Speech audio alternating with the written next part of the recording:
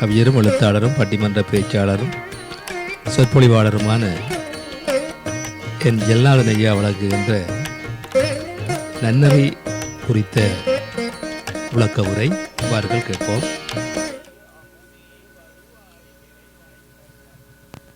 உலகெங்கும் உள்ள தமிழ் உறவுகளுக்கும் ஜெர்மனி தமிழருவி வானொலிக்கும் நேயர்களுக்கும் திரு நைனை விஜயன் அவர்களுக்கும் திருமதி சசிகலா நைனை விஜயன் அவர்களுக்கும் மற்றும் உள்ள அனைவருக்கும் என் வணக்கம். சிவபிரகாச சுவாமிகள் இயற்றிய நன்னெறி எனும் தலைப்பில் என்னுள் பதிந்த நன்னெறியில் உள்ள பாடலையும் பொருளையும் வழங்குகிறேன். தக்கோலம் என் ஜலநாதன், உத்திரமேரூர், தமிழ்நாடு. சிவபிரகாச சுவாமிகளின் நன்னெறி. முதல் பாடல்.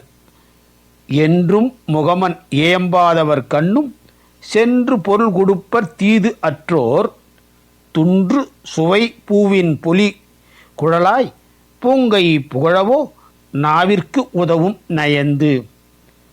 என்றும் முகமன் இயம்பாதவர் கண்ணும் சென்று பொருள் கொடுப்பர் தீது அற்றோர் துன்று சுவை பூவின் பொலி குழலாய் பூங்கை புகழவோ நாவிற்கு உதவும் நயந்து.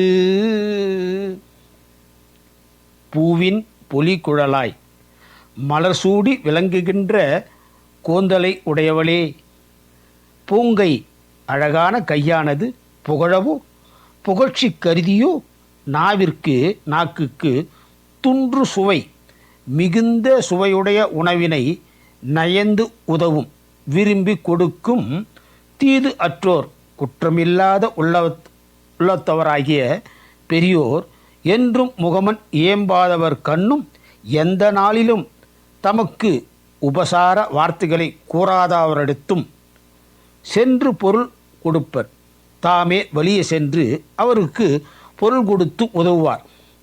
அழகான கைகள் நாவுக்கு ருசியான உணவுப் பொருள்களை புகழ்ச்சி கருதியாக விரும்பி கொடுக்கின்றன. மாசற்ற மனத்தினரான பெரியோர் தம்மை சரியாக விரும்பாத உபசரியாதவர்களிடத்திலும் தாமே வெளியே சென்று பொருள் கொடுத்து உதவி புரிவார். மீண்டும் பாடலை பார்ப்போம். என்றும் முகமன் ஏம்பாதவர் கண்ணும் சென்று பொருள் கொடுப்பர் தீது அற்றோர் துன்று சுவை பூவின் பொலி குழலாய் பூங்கை புகழவோ நாவிற்கு உதவும் நயந்து. இத்துடன் இன்று நிறைவு செய்து தொடர்ந்து வரும் நாட்களில் நன்னெறியில் உள்ள பாடலையும் பொருளையும் பார்ப்போம். வாய்ப்பளித்த ஜெர்மனி தமிழருவி வானொலிக்கு நன்றி, வணக்கம். தக்கோலம் என் ஜலநாதன், உத்திரமேரூர், தமிழ்நாடு, சங்கத்தமிழ் இலக்கிய பூங்கா. ஆமாம், சிறப்பாக இன்றைய நன்னெறி பற்றிய செய்திகளில் முதலாவது செய்யுளை பொருளோடு தந்திருந்தார் தக்கோலத்திலிருந்து ஜல்நாதன் ஐயா. அருமையாக விளக்கமாக, எல்லாராலும் எல்லா புத்தகங்களையும் படிக்க முடியாது, சிலவற்றை சில பேர் சொல்லும்போது எளிமையாக இருக்கும், ஒவ்வொரு நாளும் ஒவ்வொன்றாக கேட்பதும் சுலபமாக இருக்கும். 1 நிமிடம் 2 நிமிடத்தில் அவற்றை கேட்டு நாங்கள் இன்புறலாம். எனவே அருமையாக தொகுத்து வழங்குகின்ற ஜல்நாதன் ஐயாவுக்கு நன்றிகள். ஆமாம், அடுத்ததாக நாங்கள் பார்க்க